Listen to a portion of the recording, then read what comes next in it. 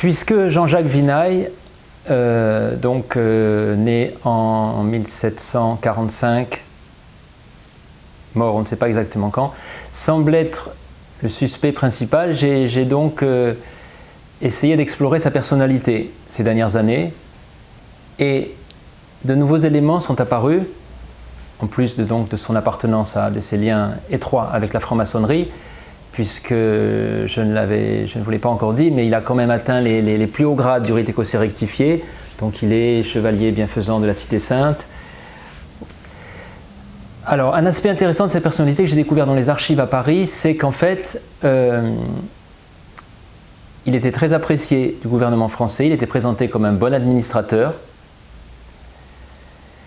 et donc c'était en fait un admirateur de la Révolution française.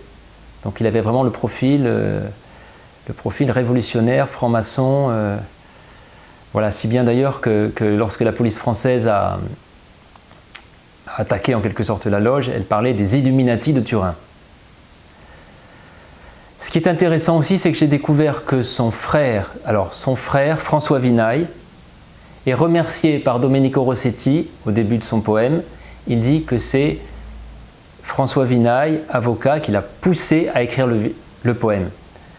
D'ailleurs, François Vinaille est aussi le nom qui figure sur l'acte de vente de la propriété en 1796, de la propriété sur laquelle se trouve la Bastide et la grotte. Dans l'acte de vente, au passage, la grotte ne figure pas.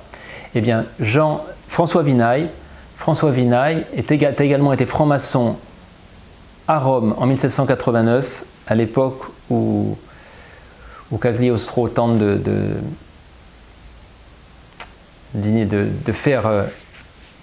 développer sa franc-maçonnerie égyptienne à Rome sans succès.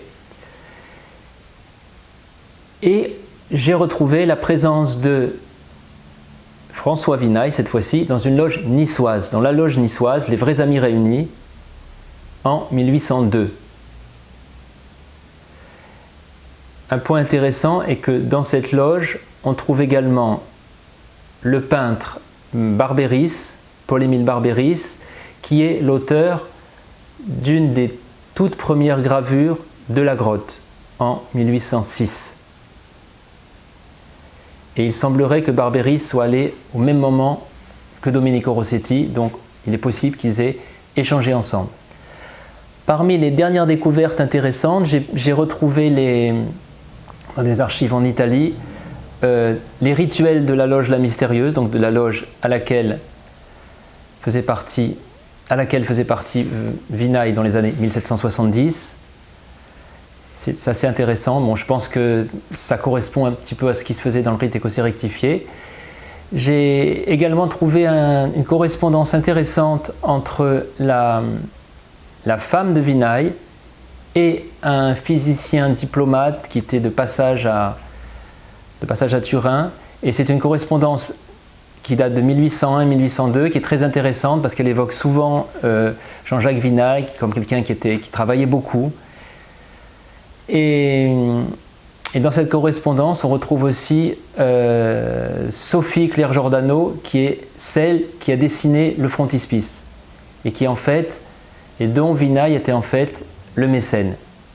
C'était une jeune fille d'une origine modeste que Vinaille a pris sous sa coupe. Il l'a envoyée à Rome étudier la peinture et c'est elle qui a réalisé donc le frontispice et aussi des tableaux de la famille Vinaille qu'on n'a pas retrouvés, sauf un petit tableau d'une de ses filles qui se trouve dans un musée à Asti.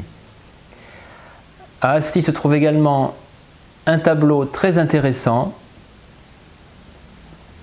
dont la légende est tableau représentant un certain Giacinto Vinaille, mais en fait, par recoupement, par recherche, je pense que ce tableau représente bien notre homme, Jean-Jacques Vinaille, un tableau donc également réalisé par cette jeune artiste qui a une carrière intéressante.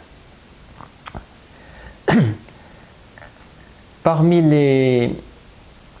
les autres découvertes intéressantes ces derniers temps, j'ai réalisé l'importance de toute une série de textes publiés en langue allemande. Donc j'ai dû traduire ces textes, ce qui m'a pris pas mal de temps bien sûr, qui évoque un scénario mettant à nouveau en scène les Templiers, mais pas de la même façon que le faisait Maurice Guingamp avec son livre en 1970.